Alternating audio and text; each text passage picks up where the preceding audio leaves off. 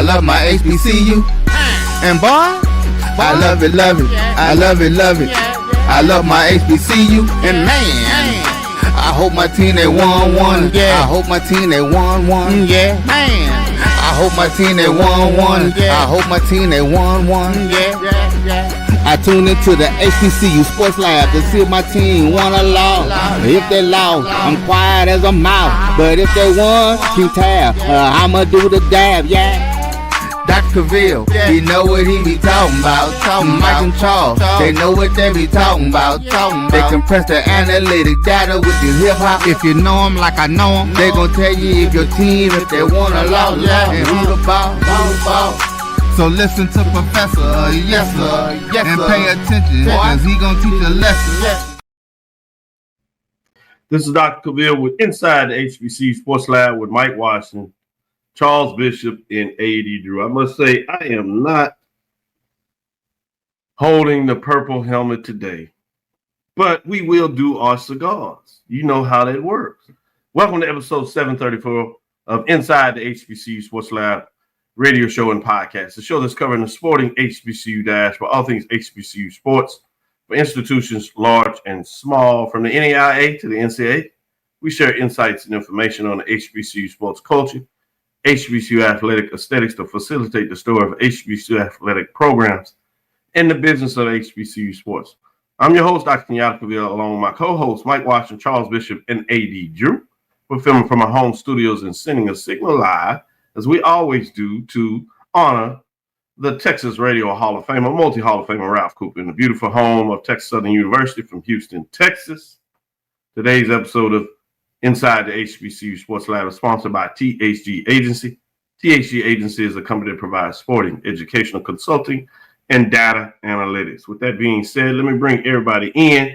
As they're doing that, let me do my weekly updates in terms of cigar. I want to not only say shout out to the alumni of Alabama State, the Hornets, for coming to Texas and getting it done in terms of that matchup against Prairie A&M University, the Panthers. Especially, I want to say Dr. Jason Cavil invited me over to the fundraising event that they did under our brother, Colonel Clark. They had also invited me in. Shout out to them with the tailgate, along with the president of the board, who's out of Texas, doing some work that is committed to HBCU students in regards to supporting them as they transition in their professional careers, particularly those engineers that have opportunity to take the next step. So Mike Washington is going to help with that. So Trina, so all those folks, Roosevelt, Prairie folks that had the hospitality, shout out to them. But the cigar goes to the Hornets. Also, cigar goes to the Grambling State Tigers. They fought their way through a victory, getting it done. Tough call near the end of the game for the Bulldogs, I would say. But they got it done. Then the Braves do what they find a way to do. They just mess it up, come in and sneak things up, particularly in Texas and Houston. Boy, they came in and got it done in Houston, Texas against the Tigers. You also have a cigar for Pine Bluff, making sure that Southern is not out of their misery. I do not understand what Wilton and Charles and what the Jaguars have over them, because they try to breathe life into them any way they can, but it's not working this season at least.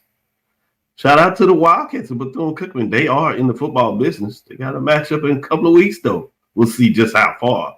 Jackson State says, get that dirt off of me. We're not dead. To Tallahassee, and they basically buried the Rapids. So shout out them in terms of their cigars. I would do my independent, but they don't seem like they want to be in the football business right there. So rarely do they get a cigar. So we'll move past that. And then obviously Thursday, shout out to both Norfolk State and Delaware State for putting 45,000 plus, almost 50,000 people in Philadelphia Link Stadium. But special shout out to the Delaware State Hornets for their cigar.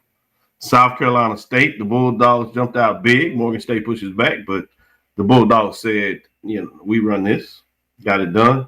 And Central Backs is back and puts Howard, as they would say, in their place. So shout out and cigars to them. With that being said, as I said, bring everybody on so we can get into the business again. Their thoughts this weekend and what took place that has them either excited or bummed out?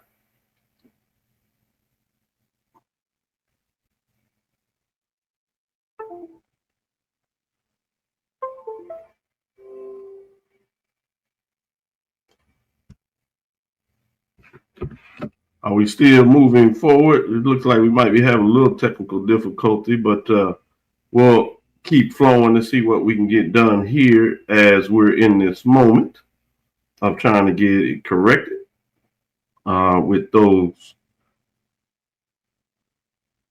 moving forward, if you like.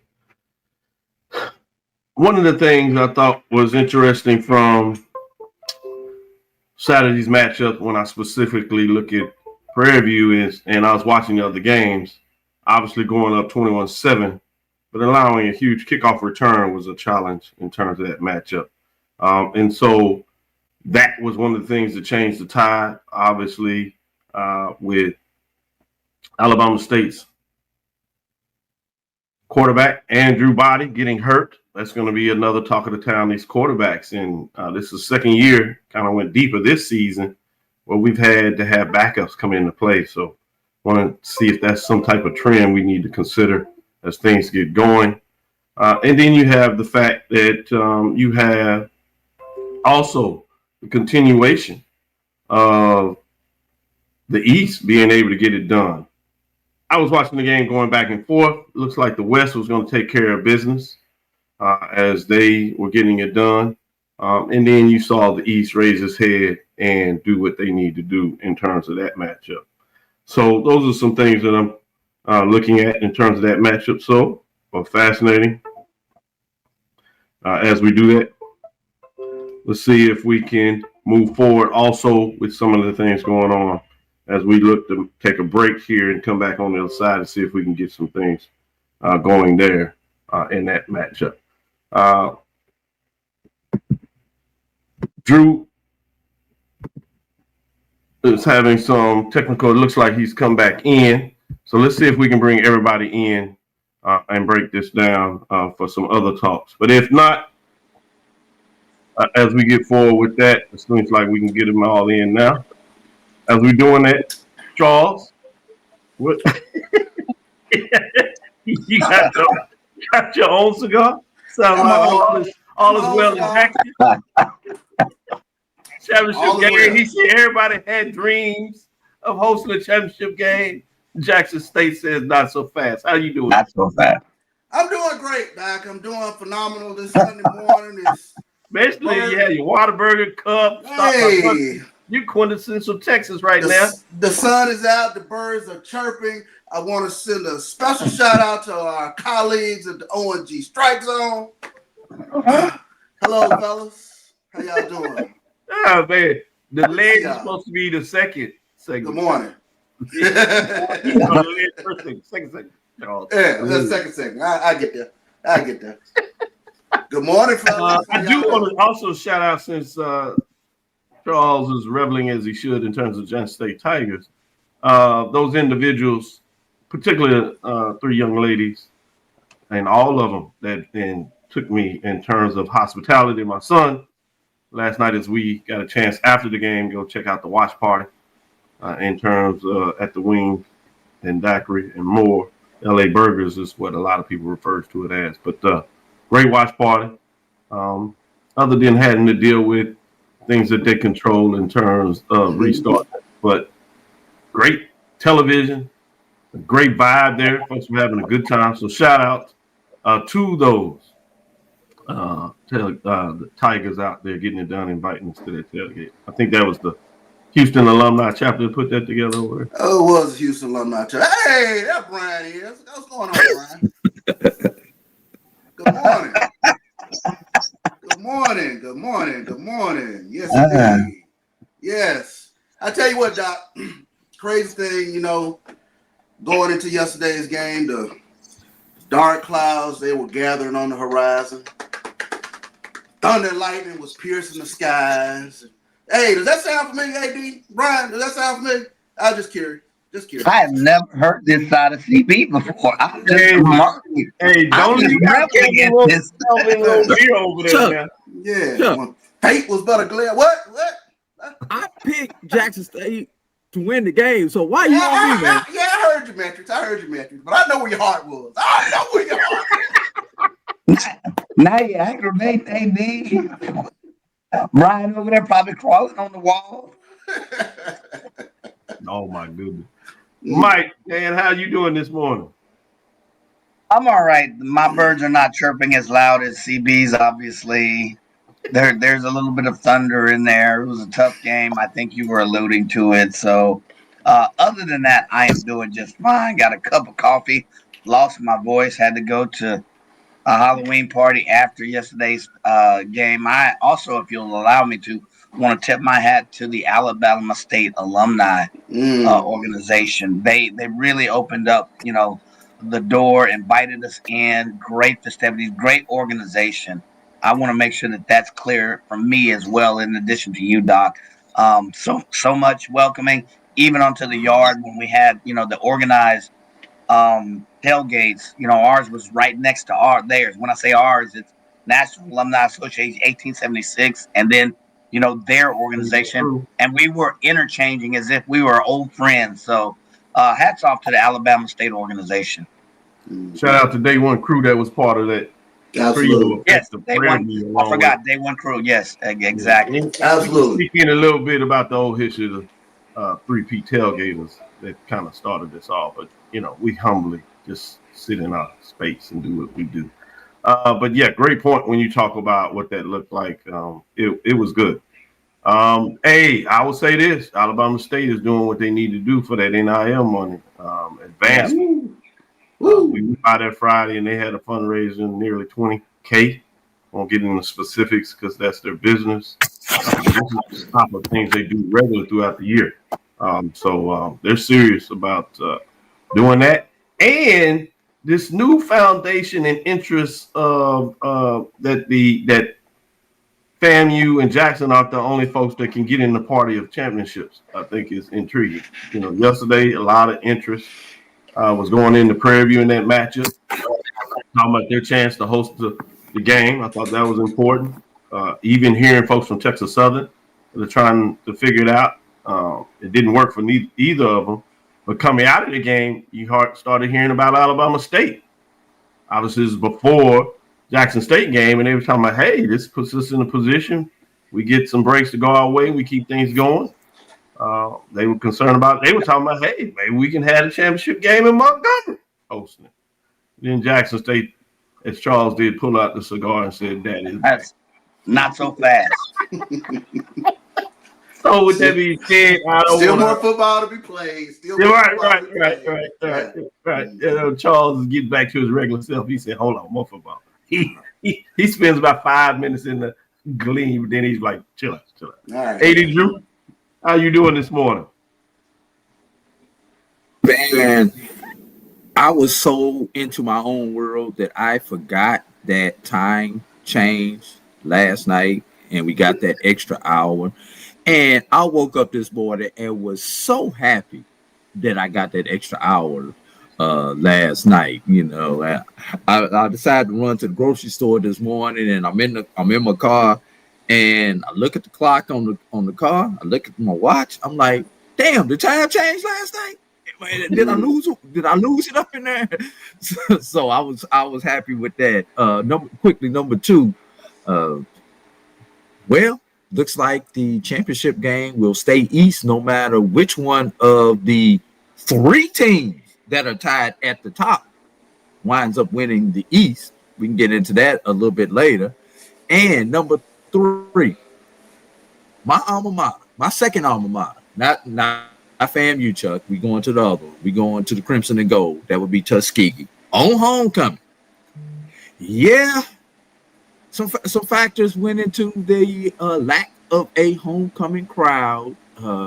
We kind of saved this for Tuesday, or we could get into it, Dr. Cavil, but it was like a world of different things converging all together, and they did not converge at Cleve Abbott Alumni Memorial Stadium.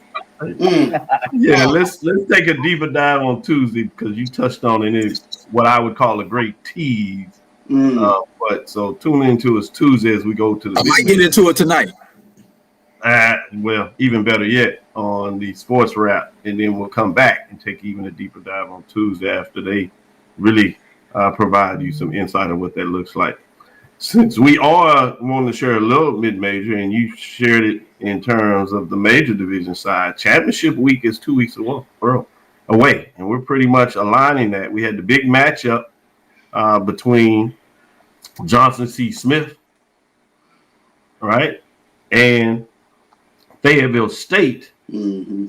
And while Fayetteville State looked like they were going to have us saying that Johnson C. Smith is Johnson C. Smith 2 years in a row, Johnson C. Smith, I said, how dare you? They came out and got it done. And so they're one step away from getting that rematch against Virginia Union. It's pretty locked that Virginia Union is in there, but they do have to play the final game with Virginia State. Virginia State has lost to 2 of the 3 top teams at the top. So it's very unlikely that Virginia State can get in there, but they can mess it up and make it intriguing, if you would, in terms of getting to chaos that AD Drew likes, in terms of everybody understanding the tiebreakers. It could get a little bit more challenging after that week, or as anything could reveal that it could be pretty clear. So shout out in terms of what that looks like.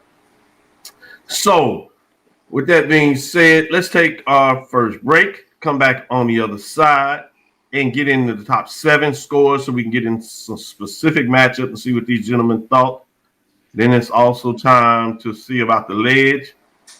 Does anybody get to send a life raft out there on the ledge for folks that are jump? Are you all just letting folks do what they do out there? And are you sending more people out there on the ledge is the question I have for Charles. Obviously, Big Mike and AD Drew can get into the mix there. But more importantly, we want to celebrate teams and those players more as we kind of did this segment. But the players, as we get to the Big Ben helmet segment, we'll do that right after this first break.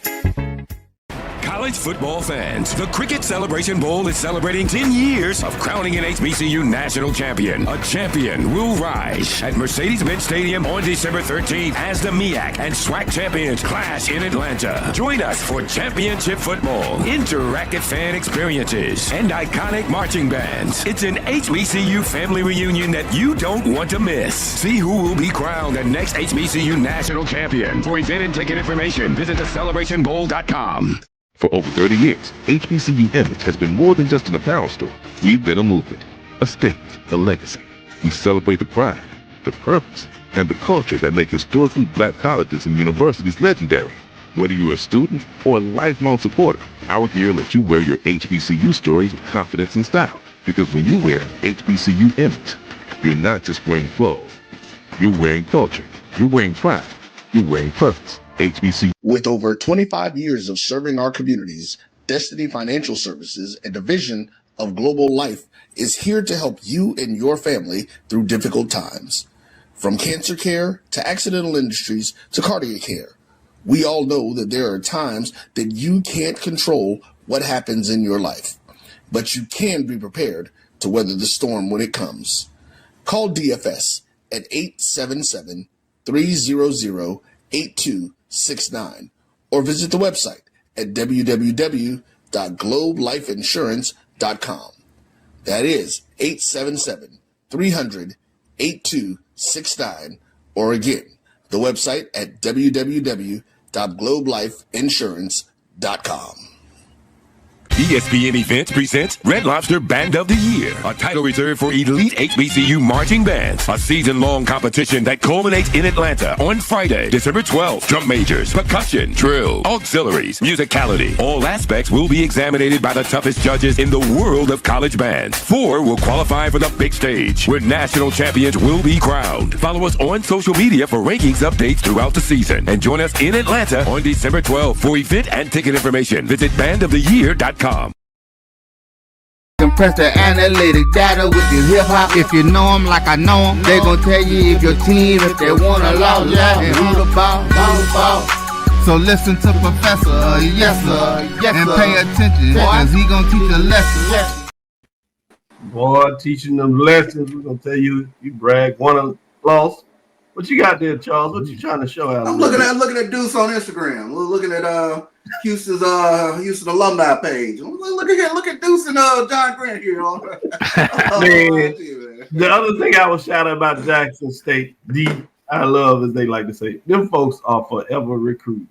A couple of years ago, he's still in the band, big band, but he was really just getting his excitement in terms of the band. He started talking about the sonic boom of the South is Jackson State, Jackson, Mississippi. I said, what? Hold on. Oh, Charles, stop it. Oh my God. Hey, we was at it again last night.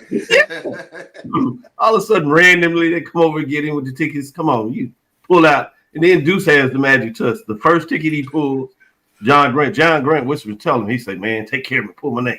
He pulls the name. And then the last one, he takes care of his Uncle Alpha. Charles pulls his. Good job, Deuce. I don't know what this is, but what this is about. And as I said, I didn't want to fail to do this, obviously, traveling this morning. We'll give a shout out to John Grant, making his way over to Texas, specifically Prairie View, and checking out that big matchup. Again, this is the second time this year that the SWAC had the ability to have the number 1 versus number 2 matchup. And both games lived up to it. Prairie View went up. You had the upflow down. Injuries in the game. Went down to a field goal, 53-yard field goal that went just wide left. I'm in the suite. And, you know, as a football individual that really looks at those matchups, you kind of look and you say, hey, that's going to be tough. You get the kick off going, and you said, all right, he gets the kick. So we got a shot here. It's going, looking pretty good. Then your natural inclination is to look at the umpires under there, see what they do, you know, right? The ladies that were in there are not as versed in terms of looking at that. So 2 or 3 up there with the angle you're in, and it was really close. Charles has a framework of the picture, so clearly tell you, but they still swear today it looked good. So they were cheering. Yeah, they were cheering. So I'm looking at myself, and I'm like, what did I miss? Because I'm looking at the ref. I was like, did I miss something? So and I realized, I said, it's no good. And they was like, much of the crowd dropped. And then all of a sudden, Alabama State had the suite next to us, the suite that we usually have. And we opened up this year. And so those fans were certainly excited after they realized that it wasn't any good. So you talking about the emotions on every side, just to give you some clarification on what that looked like. Much of the crowd was also cheering as well. There were people cheering in the crowd as if it was good. And, you know, if you watch the game, as you alluded to, you wait for the refs to get the good signal. And much of the crowd, if you look down over, they were cheering as well. But we had to hear the noise of the Alabama State crew next to us consistently. So, so that was back and forth. Much. So we need to get back in the suite business of our own. Exactly. Like, we'll let y'all in that suite. Let's go. As I said, give you a little update for those that tuning in for the first time. Ben L. Cavil Senior Big Ben Award is done at the end of the football season. It's the honorees must be exhibited the enduring characteristics that define Ben L. Cavil Senior. Determination, diligence, integrity, performance, familiar, teamwork, fraternal, and community engagement. Then was an HBCU All-American playing with the Wiley College in the mid-1920s. 1928, 29, he was a HBCU All-American, won 4 out of 5 years SWAC championships at Wiley College at that time, now Wiley University, and won a Black College championship as well under legendary football coaches Long. With that being said, when we do the Big Ben sticker, though, gentlemen get to go outside of that. It doesn't have to be a player that is from Texas and playing at an HBCU, or it could be a player that went to a high school in Texas that is connected to an HBCU. As well, it can be individual outside the state of Texas if they're playing at one of the HBCUs in Texas. So we'll keep you updated, but they get to give Big Ben stickers for anybody that has superlatives just to pay homage to what that looks like. Fullback, a member of the Wildcat 11. This was last week's top 7, so we'll go and see what these teams did this week. Obviously, number 7 was North Carolina Central, the Eagles. Number 6 was Texas Southern Tigers, Delaware State Hornets at 5. The 4th spot was South Carolina State Bulldogs. Top 3 teams coming out of the SWAC. Number 3 was Jackson State Tigers. Number 2 is Prairie and Panthers. Number 1, Alabama State Hornets. So let's get into that. As we told you, the first matchup featured 1 versus 2. Alabama State literally did not get on the road. Maybe some of the fans did, but the team and the band surprised us some. Credit to those that made that happen. Old friend of mine out of Huntsville that got together in there making things happen. So I want to give him a little bit of shout out in terms of what that looks like in terms of Lamont Huffman that does flights in terms of his business, getting him here on charter flights. So yeah, number 1, Alabama State getting it done, holding on to a victory after falling down early. They improved to 6-2, 4-1, making the East even more interesting as they take down number 2, Prairie Panthers, that fall to 6-3, 4-1. Because some other things happened in the East with Texas Southern losing as well. They pretty much keep the same spread they had going into this week. 31-28, maybe a little tighter with Grambling State as they got a call, good call, and really had some great defense with a lot of sacks in that matchup, getting it done at home. Defeat Alabama A&M, the Bulldogs. In this matchup, the Hornets defeat the Panthers 31-28 was the final in that score. Let's go to number 3, which are your Jackson State Tigers. They go down to Tallahassee, plant their flag. Really, they didn't, which is a good thing because we know how that took off a couple years. But we'll say virtually, since that's a thing. Virtually planted their flag, defeating the Rattlers. So the Jackson State Tigers at 3 improved to 6-3, 4-1. They defeat the Rattlers that fall to 3-5, 2-2, 41-16. Some Rattler fans were trying to find some way of hope. Other folks felt concerned going in this matchup and things just worked out, but they were still in it. It was not to be. Moving on to number 4, which is the Bulldogs, which is crazy from some perspectives. When you think about last year's MEAC champion that qualified, obviously, for the Celebration Bowl, that are quietly getting things because a lot of folks are paying more attention to either North Carolina Central that was not picked number 1 to go into the season, but that's the way they started things off. And the red hot, and I mean red hot, Delaware State Hornets, as their color is that turquoise in red. Well, South Carolina State, the Bulldogs improved to 6-3, 2-0, defeating Morgan State that fell to 3-6, 0-2, 36-30. This is the second or third game where they were up big and they let teams come back. And some people ask the question, and you always do that, whether it was with Bethune-Cookman and did they let off the gas? I think this is another example when you look closer, if you watch the game and or go deeper into the statistics, where they were trying to move the ball to continue to do what they need to do. They got to stop. Morgan State went on a nice drive. Multiple plays, over 7, 8 plays, got a touchdown, onside kick, if you would. And next thing you know, they get a stop, and they score. So they scored 21 points in the 4th quarter. So that's something to keep your eyes on for the Bulldogs as they continue to move forward. But other than that, they're looking good. More importantly, they get the W and go to 2-0 in the conference race in the MEAC. Setting up what could be at the end of the year. Obviously, you have that matchup in a couple of weeks with North Carolina Central first. That is in Raleigh. I plan to be there as that's a Friday night game. But they have the end of the year matchup that is usually ho-hum. But with Delaware State, and that game is in Delaware, over. That could be intriguing in terms of what that looks like. But speaking of the Delaware State Hornets, let's move on to number 5. They will face Morgan State this week, and that game has been moved to a Friday game in a lot of ways on ESPN after the success they had a couple of weeks ago, and particularly what happened Thursday. Well, the Delaware State Hornets continue to show their magic and say that they are for real. They are 6-3 overall. More importantly for them, they're 2-0 in the MEAC. They defeat a game Norfolk State in front of 40,000 plus, as I said earlier. Norfolk State falls to 1-8, 0-2. But the score was an entertaining game, 27-20, as the Hornets and Coach Jackson get it done in terms of that matchup. On to number 6 in terms of what took place in that matchup. This is probably the big upset of the day. The score wasn't that bad, but it was solid. It should have been 33-14 on the score there. But the Braves defeat the Tigers that want to stay in the race, and it would have got maybe even more interesting in the West as both would have been 4-4.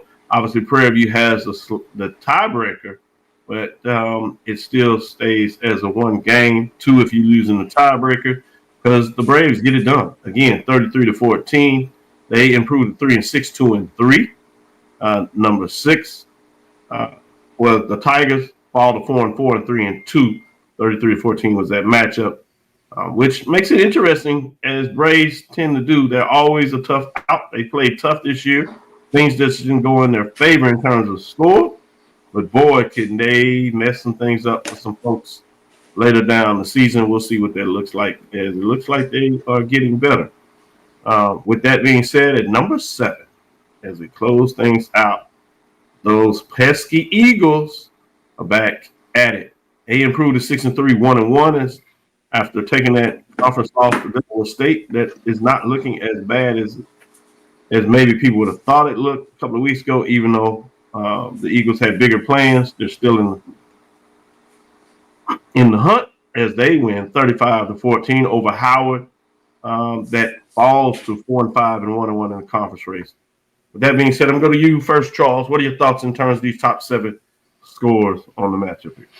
I think the thing that jumps out for me with regards to yesterday, obviously the injury to Andrew Body. I think that's one of those things that Prairie View will look at a golden opportunity, especially with one of the more dynamic players in the SWAC. He goes down, not able to come back in that game. And, ultimately, the turnovers are kind of what hurt them in that game. 4 interceptions in that game. So had an opportunity there at the end with a game-winning field goal to tie it, to send it in overtime, but we're not able to get that done.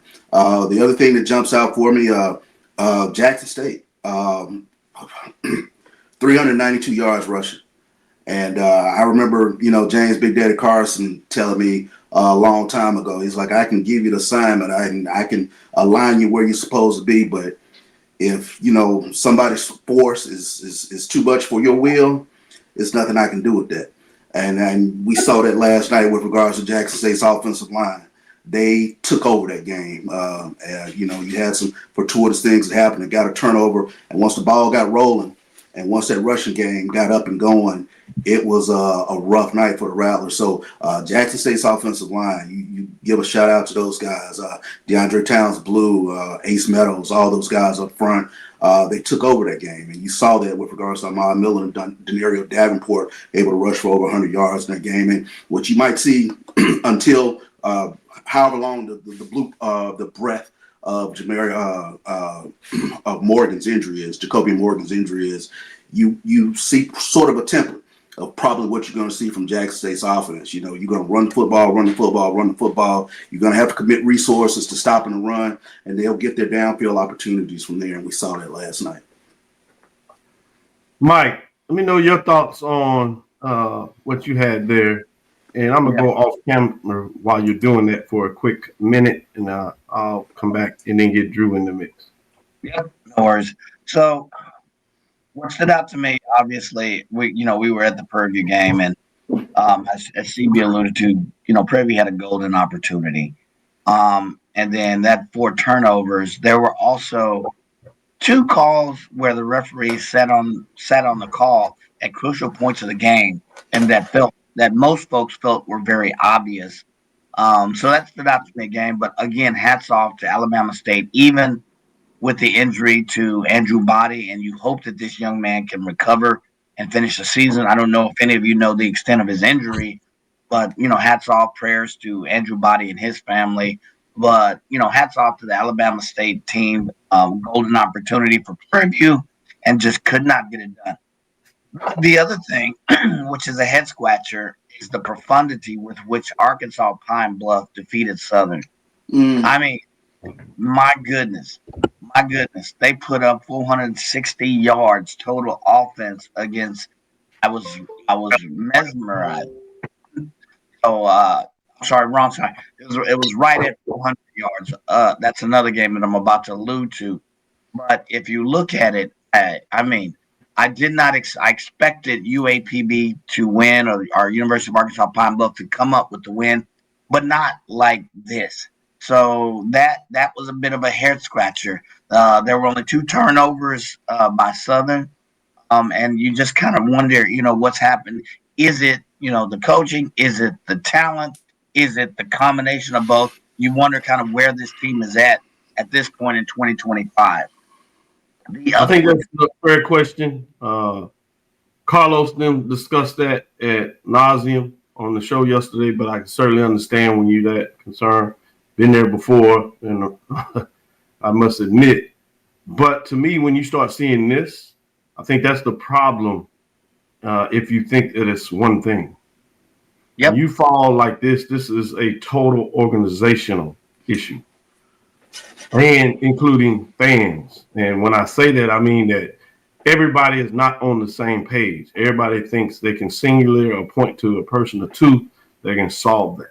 Everybody has to collectively, to some degree, be on the same page for you to fix this. This is not just a coaching issue. This is not just a player development issue. This is just not a player attainment issue.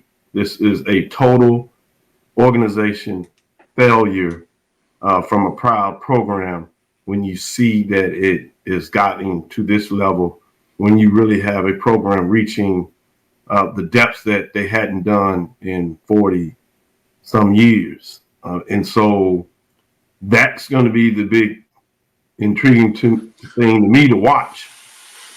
Will they continue to think and focus that is just 1 or 2 things that they have to make, and not realize that they can't point the fingers, that they have to collectively come together to get it done? Now, in terms of athletics and what we do in the conference, I'm not rooting one way or the other in terms of it happen, but as a fan of HBCUs in the SWAC, I hope they do get it right.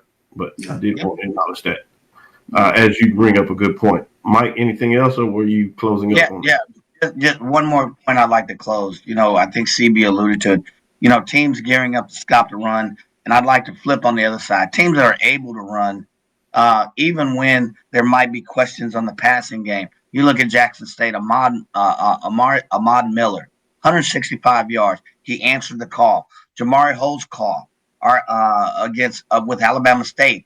He answered the call. I had a 44-yard run, had 130 yards on the run. And even in a losing effort, Mr. Bingham from Prairie View A&M. So hats off to the running backs that were able to answer the call. Yes, there's a whole team involved in the running game. But as CB alluded to, teams have to stop up and be prepared to get the run. That's where you control the clock. That's where you dominate the game. That's where you really get into the other team's will. And you had 3 or 4 running backs that really stood out to me as well in a couple of games.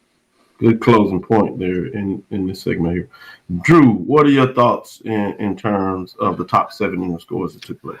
Just a sidebar, that comment that you made about Southern, I need you to bottle that up and just send that to the Division 2 level and insert the name Tuskegee onto those same comments that you made about Southern.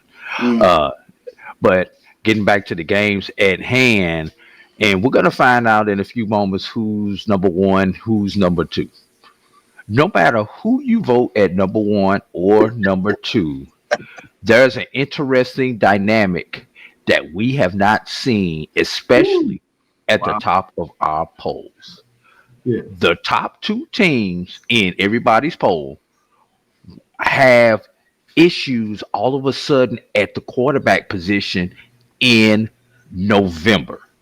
It's going to make an interesting stretch run, and the issues are not due to performance; they are due to health with the teams in the East. That's a good Does point. this open up an opportunity for the other team in Florida to sneak into the Celebration Bowl picture?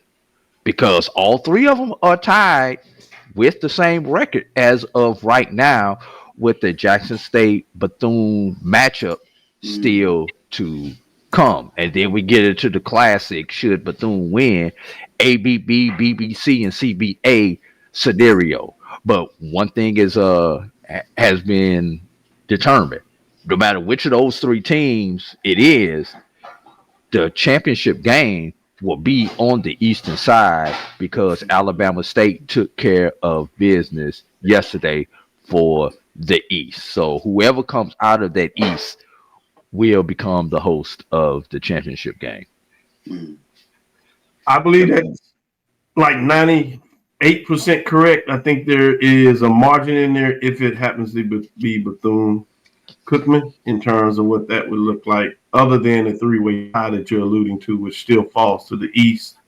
But yeah, a lot of football to be played. I do think it's good for the talk because it's not a far-gone conclusion of who that team is. I think, obviously, we like to talk about this time, who's in the driver's seat. I'd like to make it clear that Jackson State is in the driver's seat. I think you can argue who's in the passenger seat. Yep. That's the bigger Alabama question. State or Bethune-Cookman. I'll let you decide who you want to put over there. Obviously, the one you don't goes into the back seat. And maybe you can put them right behind the person in the front seat. That way they can easily get over and jump in the back seat as if we used to do when we were younger, climb the seats. And then next to the person in the back seat is Prairie Panthers. So I got a question, Doc. I got a question. Are we talking about a bus, a van, or a car? Because you're talking back seats. At this point, I think it's just a four-seater. Four-seater. Gotcha. We'll squeeze another team in there. Last week, we could have called it a Suburban. You could have had that look. I don't think we needed a truck since maybe the first week of swag football, second week at best. But I think we passed the trucks, unless you want to put in the other conference, and then we can combine them and get us a bus. There's enough teams in the hunt.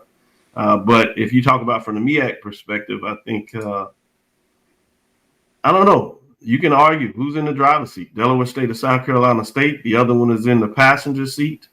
And then in the passenger seat behind that is North Carolina Central. We don't even have any other room in that vehicle. You might be able to sneak Howard in there somehow since they're just 1-1. But I'll let you decide on that. Quickly as we go through this, Charles, ladies. Absolutely Florida A&M. I think that fan base is, the splashing is going on behind me. Yeah, I think Florida A&M fan base is definitely on the ledge with regards to just what they see. Southern is already in the. Oh yeah, Southern is swimming for a second or two. Yeah. Did you pull the Braves come back out? Yeah, actually, I am pulling the Braves back off the ledge. I think they still have a couple games out in front of them, that at least could absolutely put a solve on the season. put a salve on the season in terms of, how they finish up, because over the past couple of weeks, they've been playing much better football. Morgan State. Morgan State, absolutely. Got to put them out there on the ledge. Absolutely. Norfolk State is in the water. Been swimming for a second or two. Yeah. They joined A&T. Yeah. In Tennessee. Yeah. Swimming for a while. They're out there backstroking. They've been enjoying the water for a second or two. Man, boy. You can tell alumni folks. John Grant, he's all in everything. He just checks to see what A&T is doing. He sees the score of Townsend, start making phone calls. Yeah. So, yeah, I would say they legend. They legend. He's excited about what's going over here in these matchups, but people check just to say what? Yeah. Once proud program, love to brag with a lot of folks in terms of the number celebration bowl, but they're so far from that. Yeah, speaking of John Grant, I'd like to say hats off to him for making it to the game yesterday. A lot of folks knew him. He goes, he doesn't need any kind of really introduction. He goes there, folks know him. But we called him out one in particular. I'll speak for Big Mike. I called him out, and he answered the call, and he came. He had festivities with both teams. Shook hands with some of the higher dignity folks as well as the other folks in the tailgate. Go ahead, CB. I'm sorry, but I want to tip my hat because I did call him out, and he's like, "Hell, what choice did I have? You called me out, Mike." So anyway, let me tell you how quickly how much of the mayor of HBCU football he is. Well, I walked downstairs with him, and all over. Let me take a picture. Man, let me tell you, we're in Buc-ee's last night. Somebody walked up to him like, "Aren't you John Grant from the Celebration Bowl?" In Buc-ee's? So, of course, yes. That was a whole introduction deal there in Buc-ee's last night. I tell you and what. He will never fail to hold court. He's going to be Never fails. So, hats off. Yeah, hats off. And that commercial, the most interesting man in the world. If that's a black man, it looks like John Grant.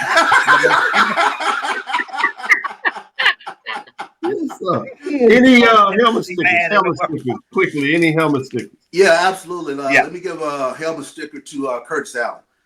Huge day yesterday. Curtis Allen yesterday, 369 yards rushing, 26 attempts, 5 touchdowns. And I'm going to also give helmet stickers to both Jackson State's offensive line and defensive line. Both lines did what they had to do yesterday. But huge stat yesterday. Jackson State, another game, they're over 200 yards rushing. All wins when they're over 200 yards rushing. But the other big stat yesterday, Florida A&M only 1 for 11 on third down conversion. So the defense was able to get that offense off the field. Yeah, good job. Good analysis. Big Mike, helmet sticker? Yeah, part of it, TB. I wanted to get Jackson State's offensive line and Ahmad Miller. Ahmad Miller had 165 yards. I think he had a long one of 40, 50 yards.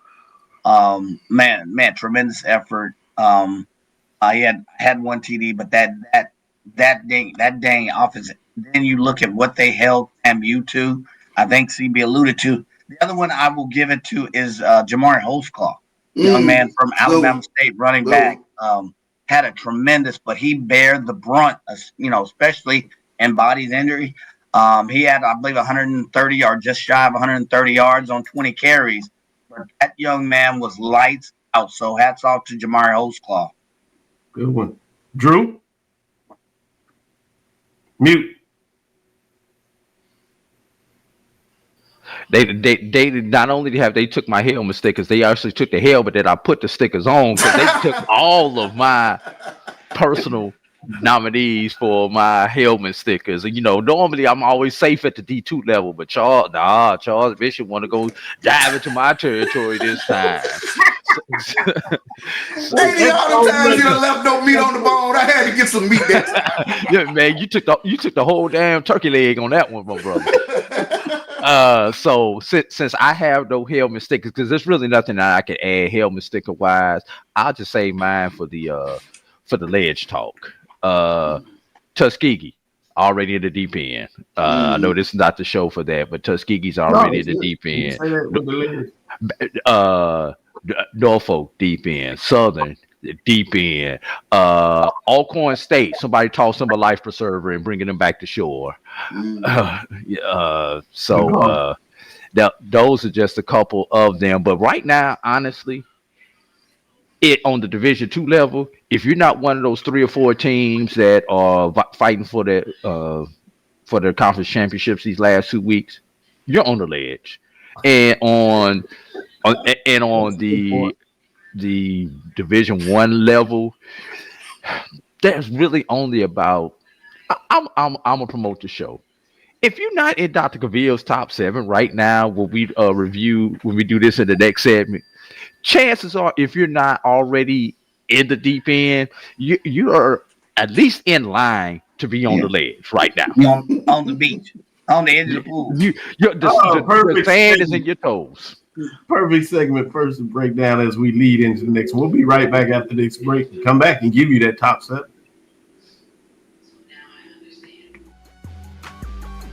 This is the Dean of the College of HBCU Sports, Kenyatta Cavil of Dr. Cavil's Inside the HBCU Sports Lab with Mike Washington and Charles Bishop. Come mix it up in the lab where the course lecture is in session every Tuesday from 6 o'clock p.m. Central Standard Time on Facebook Live, YouTube Spreaker, or the BCSN app, as we discuss all things about the HBCU sports culture, including exploring the week that was in the sporting HBCU diaspora, as well as the upcoming week of HBCU sports. With me, the Dean, the College of HBCU Sports, on Dr. Cavil's Inside the HBCU Sports Lab with Mike Washington and Charles Bishop. Course lecture dismissed.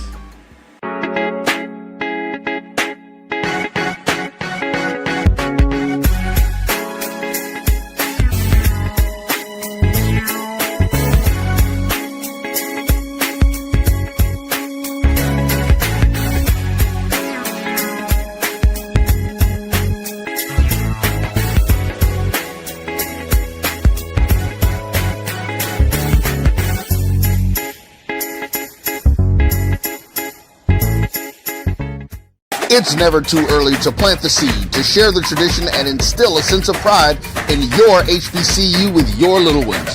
HBCU Pride and Joy Children's Boutique helps you share your school spirit with a wide selection of adorable kids apparel and accessories officially licensed from your favorite HBCU. Visit hbcupridejoy.com and follow us on all social media at HBCU Pride Joy on Facebook and Twitter. For over 30 years, HBCU Image has been more than just an apparel store. We've been a movement, a state, a legacy. We celebrate the pride, the purpose, and the culture that make historically black colleges and universities legendary. Whether you're a student or a lifelong supporter, our gear lets you wear your HBCU story with confidence and style. Because when you wear HBCU Image, you're not just wearing clothes. You're wearing culture. You're wearing pride.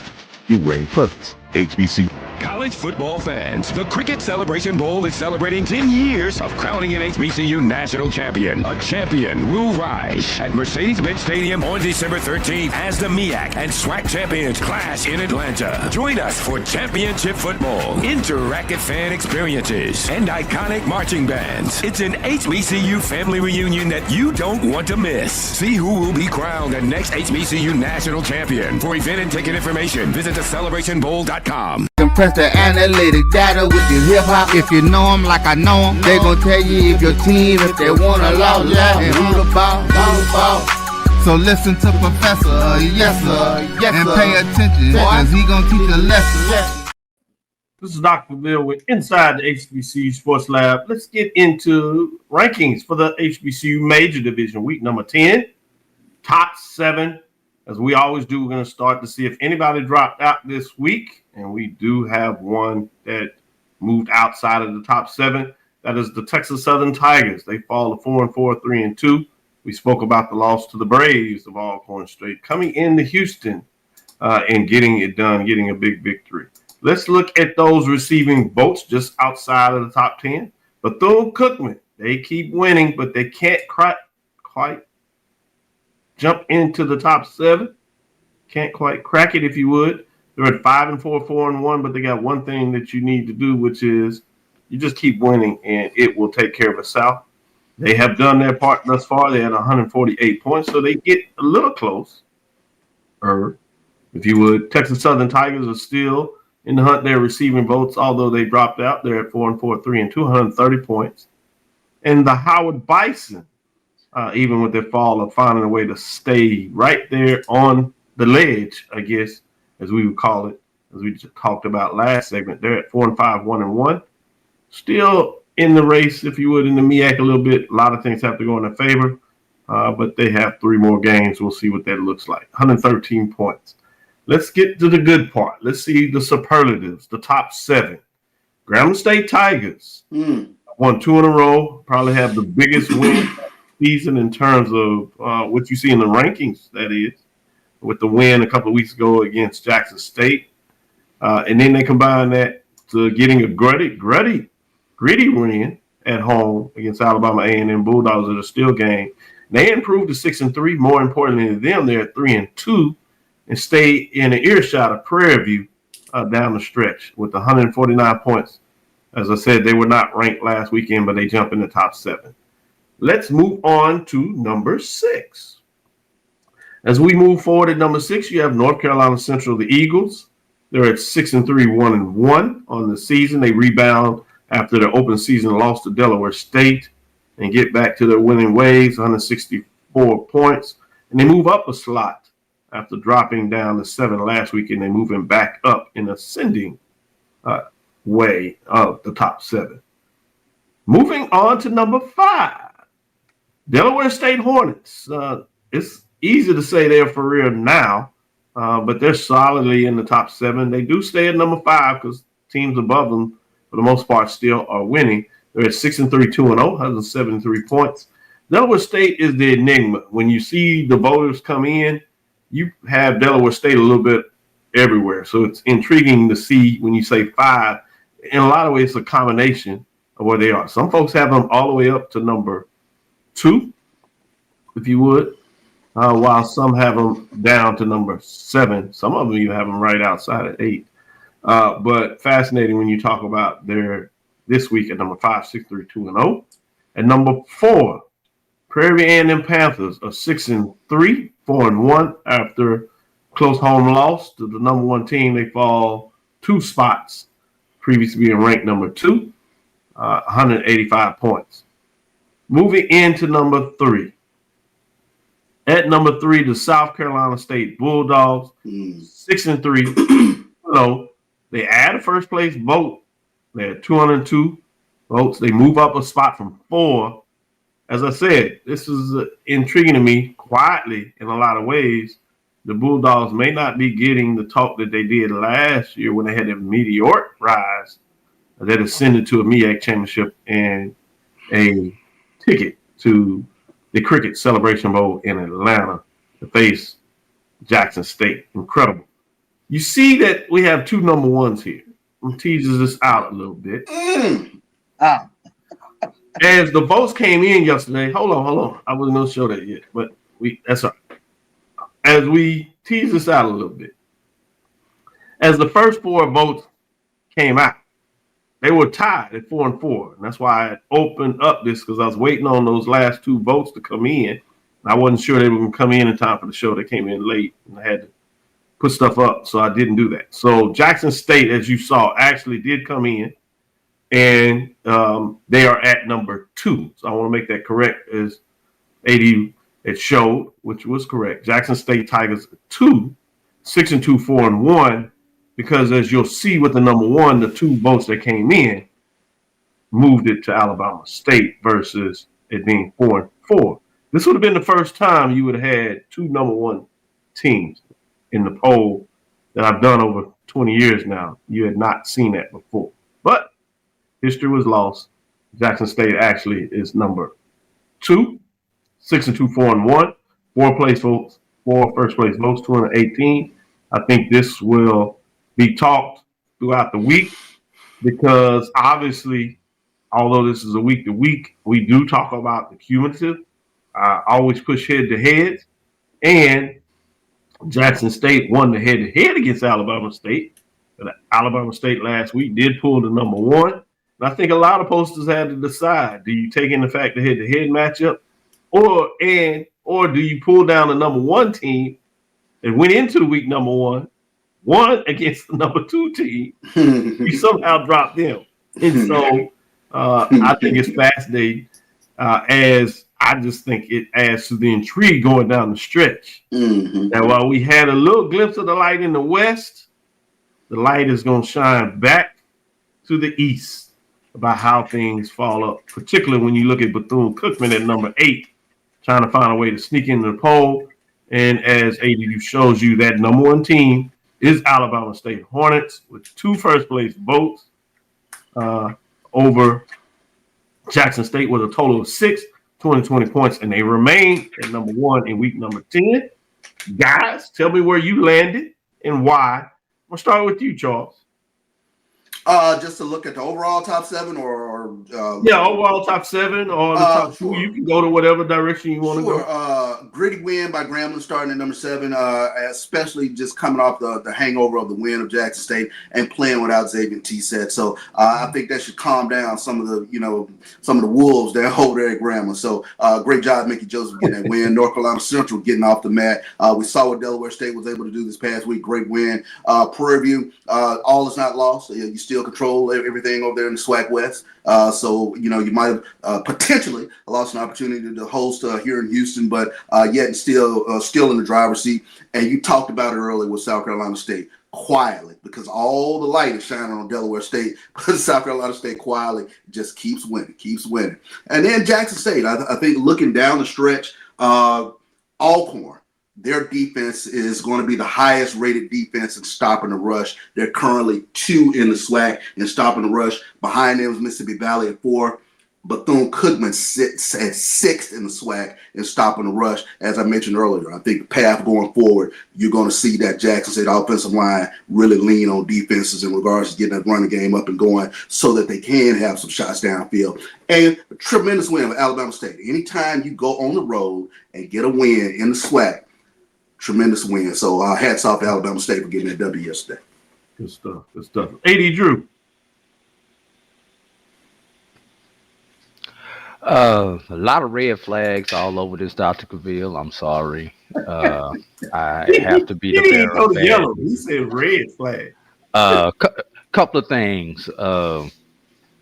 Obviously, the one that a lot of us struggled with was the Alabama State-Jackson State debate. We know Jackson State has the head-to-head, but Alabama State on a 3-game winning streak versus Jackson State, who essentially on a 1-game winning streak. So that was a kind of tough, but like you said, Dr. Cavil, it was a 1-2 matchup.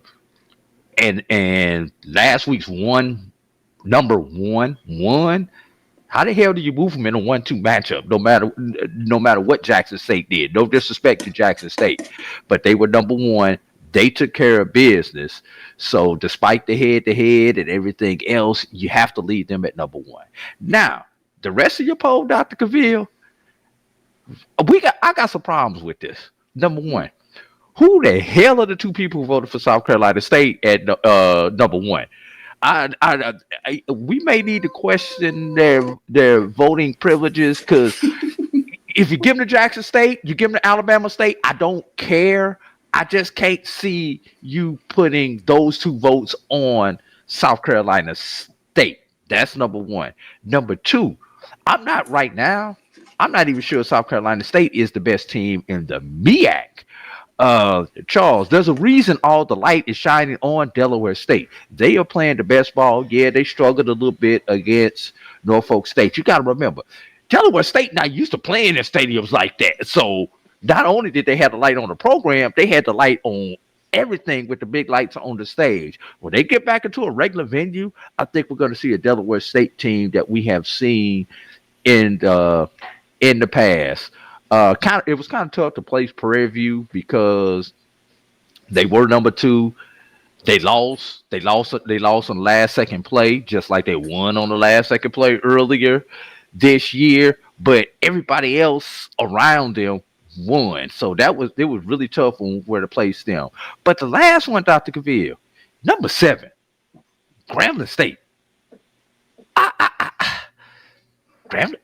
I hate to say this, Bethune-Cookman needs that spot before Grambling State. I still cannot, even though this is a week poll, I cannot get out of my head Kentucky State and Langston when I look at Grambling State. I cannot get those out of my head when it comes to voting.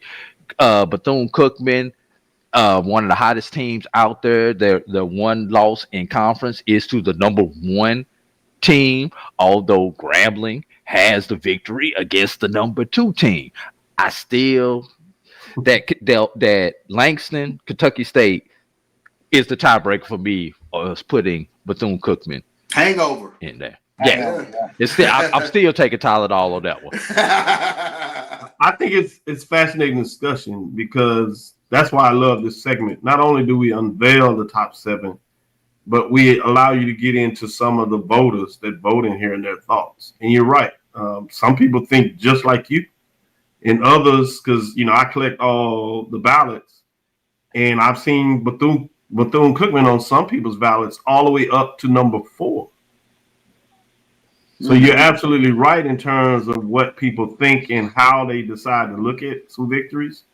You could argue that Grambling has the biggest win of the year in terms of defeating, at that time, the number 1 team that was number 1 going back to week 10 last year.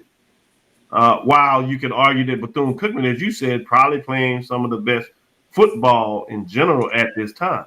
So what is your main criteria that you look at? How deep do you go to week, or how far do you look at a composite in addition to week, kind of shifts where you are? I've seen Delaware State all the way up to number 3.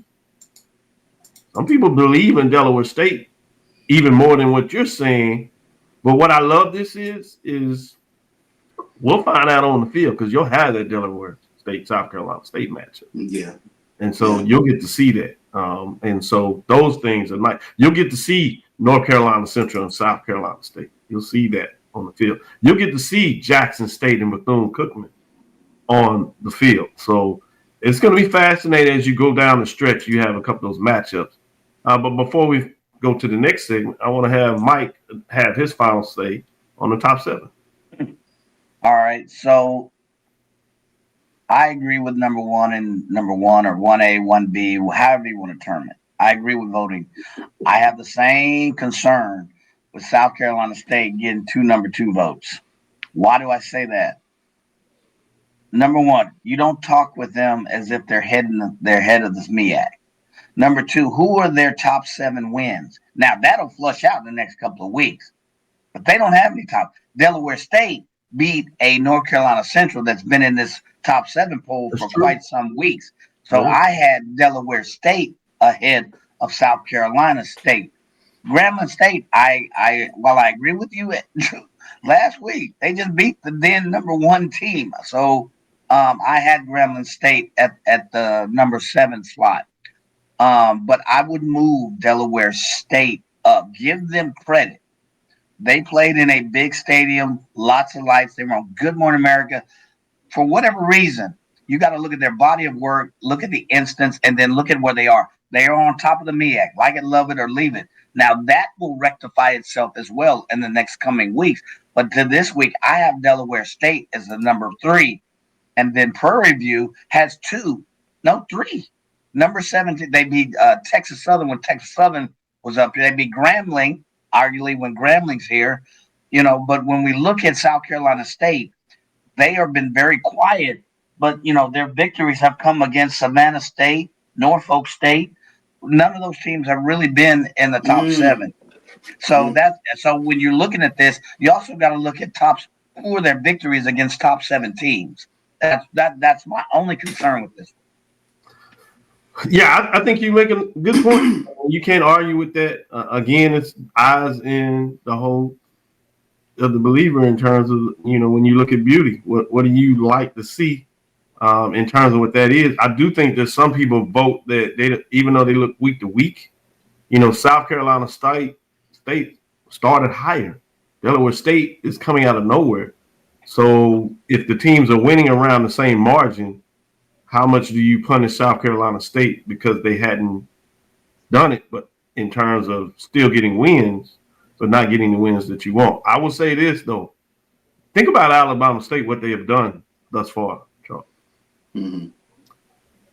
They went on the road to Tallahassee. That was before things really fell apart, but still, it's a difficult place to win. They hadn't crossed that demon yet. They got the win. They go to Jackson State, play down to the wire. They take on their rival and beat them to death like they stole something. Then they go over to Texas, a long trip, another good football team. So their schedule. I know we don't want to get too far ahead of ourselves, and you want to finish this out this year, and you don't want to neglect the opportunity to get it done. But next year's schedule, Alabama State has FAMU at home, Jackson State at home, Prairie at home. If these teams continue to, you're talking about a nice schedule just in general, but what would look like some of the tougher teams, you got them right there on your backyard. Boy, you're talking about a team that is road tested. The Hornets are fascinating to kind of watch in terms of what they've been able to do this year. Mhm. With that, let's take this last break, come back for the last segment, and get to what we do. It's time to look forward, Charles, in terms of what that looks like. I would take a quick moment, as we did on Thursday. We shared some love with the projections. Drew, tonight you need to talk about how your projections that you talked about on Thursday, how you end up scoring overall. Obviously, when we did the Kyle metrics, he had FAMU narrowly beating Jackson State. He missed really bad on that. He had Alabama A&M slightly over Grambling. That one was a little off. In terms of Alabama State, he had Alabama State by a slim margin, right on the money on that one. He had Texas Southern by a field goal, off on that one. He had Bethune-Cookman by 2 scores of Valley, a little closer, but he was right ultimately on that one. He had Arkansas Pine Bluff over Southern. In terms of what he called, with many, I guess, as you all said, Southern, he called it the upset too. And he had Jackson State by 10 plus over FAMU. So he was on it in a lot of those. Lastly, he had Delaware State by 2 touchdowns over Norfolk State, a little closer than what he had. South Carolina State by a touchdown over Morgan, right on the money. North Carolina Central in a tight one, wasn't quite that tight, but he did have the victory over Howard. So again, 80 Drew tonight, give us your updates of where you fit. I tune in for that. I will say one that I would say the only one, and I'm just took a quick glance that I know was wrong, was Grambling, Texas Southern. I think all the rest of them panned out. Good job. Good job. So you get a little bit of updates as we start moving forward with that on Thursday to see specifically doing the metrics where you come out. I think that's an added addition we want to take care of. When we take this last break, come back on the side, we're going to give you some matchups and see what these gentlemen think about what will take place next week in the SWAC and the VA. We'll be right back after this break.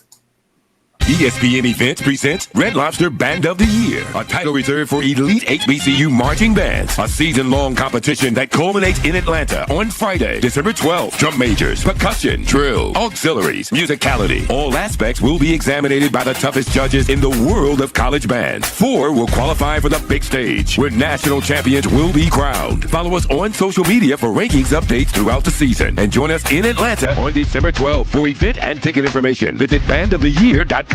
For over 30 years, HBCU Image has been more than just an apparel store. We've been a movement, a statement, a legacy. We celebrate the pride, the purpose, and the culture that make historically black colleges and universities legendary. Whether you're a student or a lifelong supporter, our gear lets you wear your HBCU story with confidence and style. Because when you wear HBCU Image, you're not just wearing clothes. You're wearing culture. You're wearing pride. You're wearing purpose. HBCU Image, a Kenny T's company. Compress the analytic data with your hip hop. If you know them like I know them, they gon' tell you if your team, if they wanna lose, and who the ball. So listen to Professor, yes sir, and pay attention, cause he gon' teach a lesson. This is Dr. Cavil with Inside the HBCU Sports Lab. Let's jump right into week number 10. Man, things are flying by. we told you, we'll keep up on Thursday and give you a Kyle Mosley HBCU Legends SP Plus, I should say. Major Division Advanced Analytics. We'll get AD Drew's breakdown and his analysis on his analytics as well. We'll incorporate that to tell you next week on Thursday, not only in terms of your own analysis where teams are, we'll give you some metrics to think about that as well. Let's get into the first matchup in terms of the rankings according to the day release. We have Texas Southern coming off a tough victory, so you know they're going to be angry and mad. But Texas Southern now faces faces on the road Alabama State. Texas Southern comes in 4-4, 3-2. They need this to look for a winning season, to find a way to stay in the race. And they face Alabama State that needs it as well. They want to stay on the race as well. 6-3, 4-1. This is a big time matchup. Top 10, number 9. I just told you about the gauntlet Alabama State is doing, and the SWAC is turning into that, where it's week and week top matchup, particularly when you add in rivalries and all those kind of things. That even if a team is not ranked or doing well, when it's rivalry, they get up, and you add all those things together, boy, you talking about a gauntlet of a schedule for most teams, but particularly Alabama State. Charles, you started off with a what's on your mind? It's just trap game. That's a trap game. Depends on the health of Andrew Body. That's a scary game for Alabama State from the standpoint of, and I have to go back and take a look at what happened yesterday with regards to Alcorn, but Texas Southern can run football. And that is, if you're going to say if that's an Achilles heel of the Alabama State defense, stopping the run is an Achilles heel, I think, of the Alabama State defense. So that, I believe, is a trap game. And, you know, if Texas Southern can find a way to limit turnovers or not hurt themselves, they'll be right there in that game. Yeah, I think very early on you saw that with Prairie View. They made some adjustments, but now those adjustments on film be watched this week. So you're right. It'll be interesting to see what that looks like. Mike, what are your thoughts in terms of this 1 versus 9 matchup? Exact same thing. Same reason, same thing. You saw what Prairie View's running attack did to, Alabama State. They did make adjustments, but here in the fourth quarter, they started to reopen that run back up. So it could be a trap game to me for Alabama State. If they don't really gear up to stop the run, which Texas Southern, as CB alluded to, does well, it could be a trap game for Alabama State. On the light side, if you look at where Texas Southern is on the defensive side, I think they're somewhere in the middle. I think they're like number 3 on the defense, so they can have a strong defense. So I think Alabama, this is a watch-out game. You came out this big win for Prairie View, and now you got Texas Southern coming home, which pays equally or arguably just as good, almost a strong equivalent type of run game. So I agree with CB. It's a trap game. Drew, where are you on this matchup? I'm interested to see, just like I was interested this week with Jackson State and their quarterback situation. I am really interested with Alabama State and their quarterback situation. And it's a doggone shame that Coach Eddie Robinson, who's putting together the best campaign he's had as a head coach, once again runs into the gauntlet of an injured quarterback during his season. And it's the good thing is he's been here before.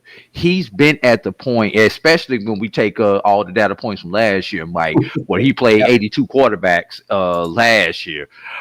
So if there's anybody who understands what adjustments he needs to do on the practice field and in the meeting rooms this week of losing your number 1, it is Eddie Robinson and that offensive staff. The bad thing is, if there's anybody who knows the pain of not having your number 1 quarterback in key games this late in the season, it's Eddie Robinson and the Alabama State Hornets. I'm siding with Alabama State at home in a lot closer game than you would probably expect. If this game was in Houston, I would probably be siding with Texas Southern in this situation. Key stat, Texas Southern and Alabama State 7th and 8th respectively in stopping the run. So who can actually get the respective running backs on the ground? So, yeah, because I think you can go get a heavy dose, especially from your Hornet side. Yeah, heavy dose. Jamari Holdsclaw. Absolutely. Holdsclaw. All day. Good analysis. Let's go to the next matchup. Number 2. Jackson State at Mississippi Valley State Delta Devils. Always a tough place because of the team, but I think just too much there of the Tigers in terms of being able to run the ball. At the very least, it may be close early, but they'll wear down Valley, who's 0-4, struggling. But one of those games that you can't overlook, but I think they'll get it done. Charles, you have any way? I know what Mike's going to say, Valley. Well, yeah, I'm very interested in this game. I'll be on the call for this football game, but historically, Mississippi Valley always plays Jackson State very, very hard. But depth will be, I think, an issue in this game. And like we've talked about during the course of this program, Jackson State will lean on teams, and I think that rushing game will pay off in the end. Hey, Drew, you buying what Charles trying to say? I am not buying it. It's not for sale here in Georgia. And I'm going to tell you why it is not for sale here in Georgia. Obviously, Georgia is real close to the state of Florida, where Terrell Buckley played his ball at Florida State University. So you've got a head coach who's a defensive coach against a freshman quarterback. So true freshman quarterback, if I do remember that correctly. Starting his second game, he's at the quarterback is on the road in, for lack of a better word, hostile territory, as hostile as Itabena can be. But Terrell Buckley, y'all acting like this is the Valley of old, where it's Valley losing by 68 points. No, this has been a very competitive Valley game. I'm wondering if Buckley is going to be able to draw up enough exotic blitzes so that when Jackson State has to pass the ball, we know they're going to be run first in this game, but when they have to pass the ball, they can confuse this young quarterback enough to cause enough havoc to keep them in the game. And if Valley is in this game in the fourth quarter, Charles, that's when you need to go ahead and get the sweat rag out of your back pocket and start to worry. So although, yeah, conventional wisdom says Jackson State, it's something about this game, especially when you factor in Jackson State has Bethune-Cookman next week, and a game that we would have overlooked in July next week is going to be the next biggest game in the SWAC. Jackson State, don't look ahead too much. Maybe a possible trap game for Jackson State also. Mike, it's your turn to do your proverbial. I'm not. See? Here's why. And it's that last point. It's not that Jackson State is playing a team that played within 5 points of Southern. They put up 30 points against Southern. It's like, all right. Well, they put up nearly 20 to Texas Southern's 23 earlier this year. And they scored, 3 touchdowns, against Alabama. This team can score. It's who Jackson State has to play that next week. That's why I'm going to say you got to watch out. This is one of the games in this list you're going to, I'm going to say watch out. Because it's not who you're playing this week. It's who you got to play the next week. And are you caught looking through that curtain, looking to that next week and forget something? Because I will say, I'll be the first to say, we talking about, no, this Valley team can score some points. The problem with them is, can they stop anybody? And, their defense is, they're allowing 30 points on average a game. But you got a new quarterback. They should, by all stretch of the be able to assert their will. But I think the danger, the risk is Jackson State is peeping into that curtain to see what's in the next week and that next week in terms of their matchup. That's the only watch out. So I won't go, we talking Valley, not this week. Charles, all the years that you've been telling these folks to watch out for Valley has finally worked. It has finally worked. They said, I can't believe it. You can't get Mike to say Valley for nothing. 80 Jews stretched himself in a knot. They all believe in Charles. Charles said, hey, he plays hard. I just got one question. Yeah. Mike and I essentially had the same argument. Yeah. Why the hell is the chat killing me and not killing Mike and me at the same time?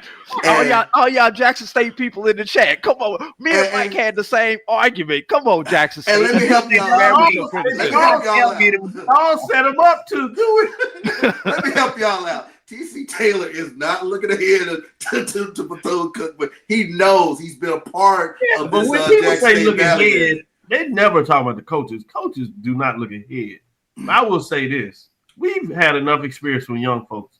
Yeah. You can tell young folks whatever you want. Yeah. And they gonna have their mind wherever they want to. We done seen it many times before where you get out in the game and you be like, man, where have these players been? And you think you had their attention and all that kind of stuff. So players are players. Folks, when they make the comments, they're not talking about the coach. All right, go to the next match. Next one is number 5, Prairie A&M, the Panthers 6-3-4-1. They had Alabama A&M Bulldogs. Tough loss. You taking a long trip. A&M Bulldogs at times find to play really well, particularly at home. Is there any concern? No. No, I can't say you on this. All right. We'll move on to the next matchup.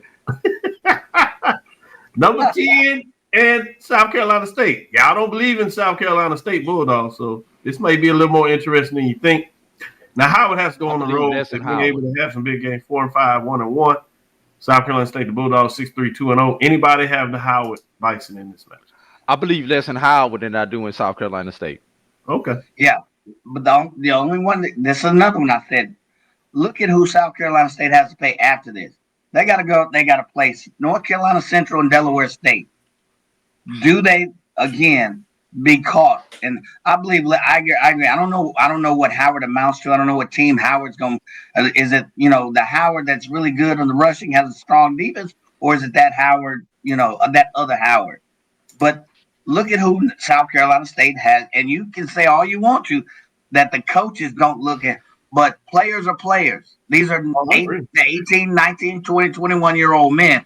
Do they look past this Howard and start looking at Central and looking at Delaware State, who they have after Howard? That's my only watch out here. That's the other watch out. Hey, watch out. Charles? Yeah, Howard just doesn't score enough, so I have to go with South Carolina State at home. Howard's only averaging 18 points a game. Yeah, they struggle scoring. Yeah.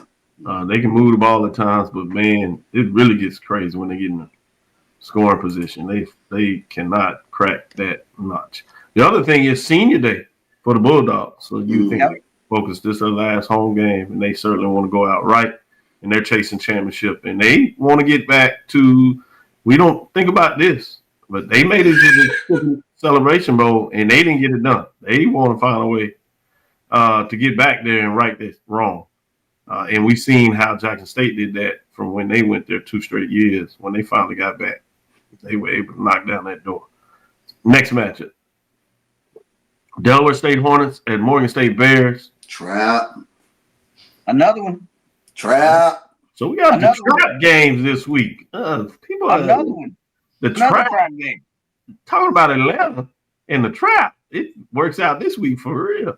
Delaware State Hornets and Morgan State Bears, 6-3, 2-0, 3-6, 0-2. 2 of the 3 say it's a trap game, so we'll move forward. Let's get into the next match.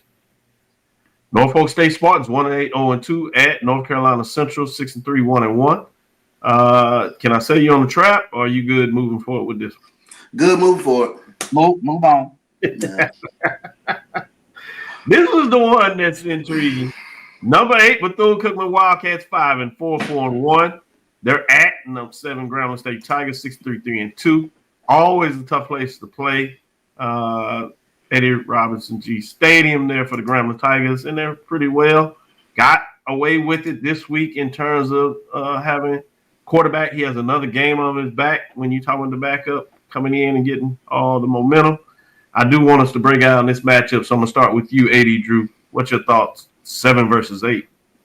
Another one of those teams that we're looking at with possible quarterback scenarios, a team that could be good. If we knew that their starting quarterback was going to be healthy, it's a team that we would give a lot more praise to. But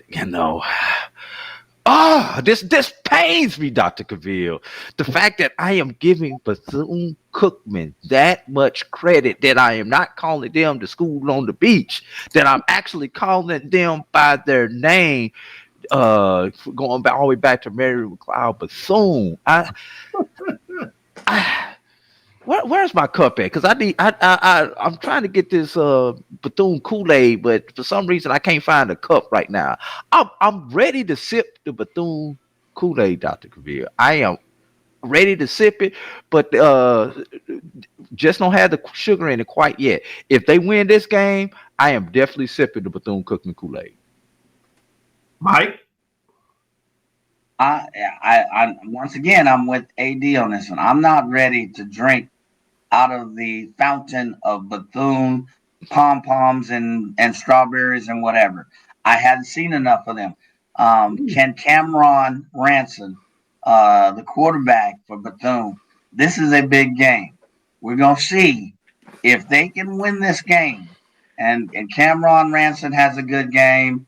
Was it Ali Scott and the other gentleman, Kamani Robinson? They running back by committee. If they can put together a game, but here's the deal: Bethune is allowing 30 points per game on defense. So the question to me is not their offense; it's their defense.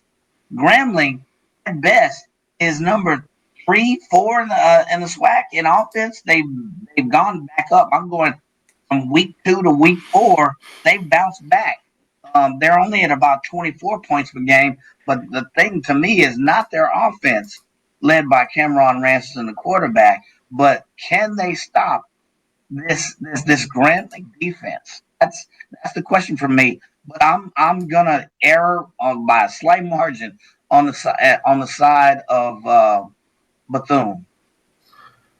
I feel you, Mike, but I agree with the Bethune-Cookman's defense is tough, but you're talking about the backup quarterback. That was with T-Set. We just saw yesterday with Grambling at home struggle to score against the Bulldogs. That's my point. Yeah. Right? I was going right there with you, Doc, in terms of I just don't see enough scoring for Grambling. I think that's the big issue. Underrated stat with regards to Bethune-Cookman for all the prowess we talk about them throwing football, they're third in the SWAC and rushing football. The stat for me in this game, can Grambling stop Bethune-Cookman from running the football? If they can do that and kind of muck the game up, they get after the quarterback. They lead the SWAC in sacks. Yes, they do.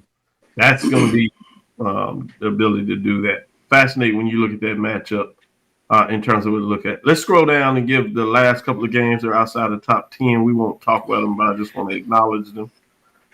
Southern the Braves, obviously a big time rivalry game. The way the Braves are playing, and better yet, saying the way the Southern Jaguars are not playing.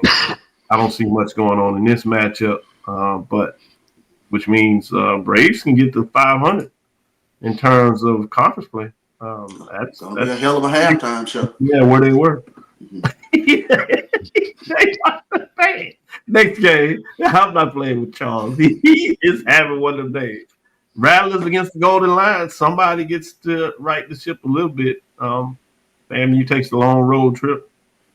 I think this is the last of the games that we have. So with that being said, let me give you your final thoughts before we do our close in terms of how you feeling, AD Drew? 3 of our current top 7 teams, Dr. Cavil, have questions at the signal caller position due to injury. It's going to be intriguing down the stretch. And, the month of November, Dr. Cavil, when we think about it historically, this upcoming weekend in the month of November is when we always see the crazy stuff happen. This is always the weekend where that team who you did not expect to be able to pull off a W pulls off a W, where you get that unranked team against a ranked team. It is something about this week, year in and year out. I'm not saying which game it's going to be, but when we come back to this show next Sunday, none of us should be surprised if we're sitting up here talking about 1, 2, 3 upsets and how this has really shook up the polls and the races in our two respective conferences. It always happens this week. Charles, good stuff. Yeah, I mean, I think if you're a fan of Jackson State, I think for a lot of employers around Jackson, you won't have a disgruntled employee this week. So that's huge. That's going to be huge. But just kind of taking a look around the landscape of everything. And you touched on it, Doc. I think South Carolina State is just quietly doing what they do. Like I said, all the lights on Delaware State right now. But be careful. Watch out for Chinny Spear and those Bulldogs in out there. Yeah, I love it. You absolutely right. Mike, what are your final thoughts? Yeah. There's a lot of talk about, South Carolina State and how quiet. We know what they can do. But give credit to Delaware State and what they've done as well. They wouldn't be the strong North Carolina Central team. Nobody was talking to them at the beginning, and I'm happy to see them in the hunt for the first time in a long, long time. The second thing is we are talking about the West.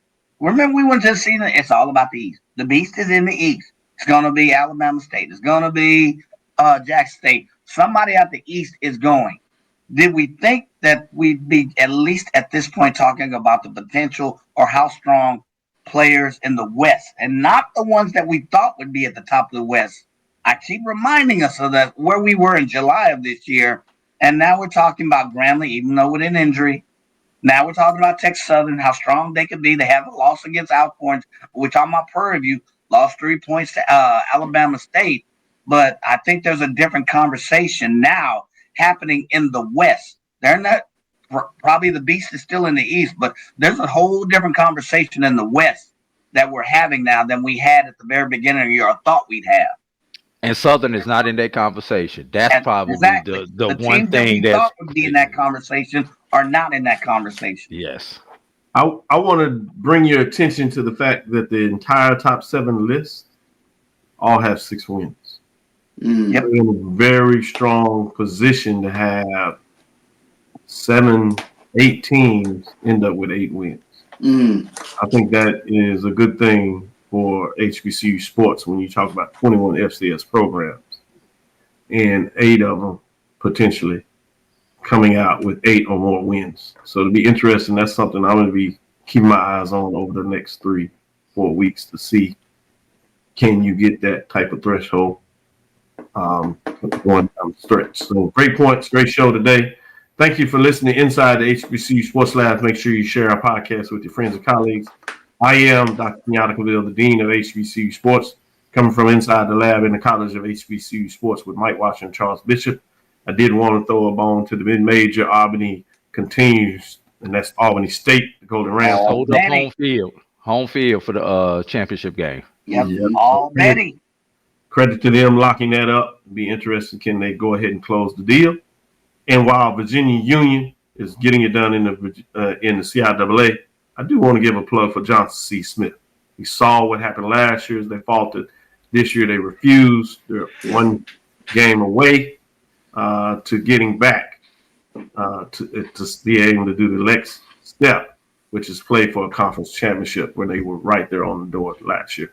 I want to give a specific shout out to a lot of the Division II programs, Kentucky State in terms of the run that they're on, and AD Drew, Stephen A. Gaither has given us great updates in terms of looking at the Mid Major. So I want to give them a special shout out. We'll take a deeper dive on Tuesday.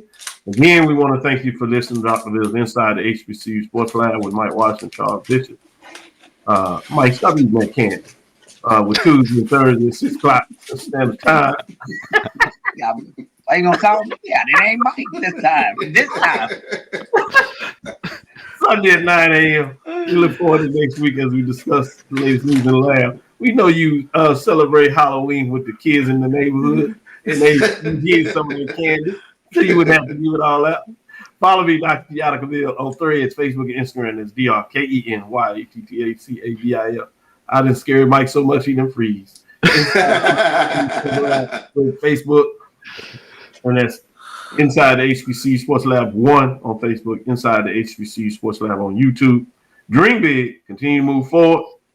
Charles, Of course. AD, Lecture. Mike, dismissed. Dismissed. Travel like.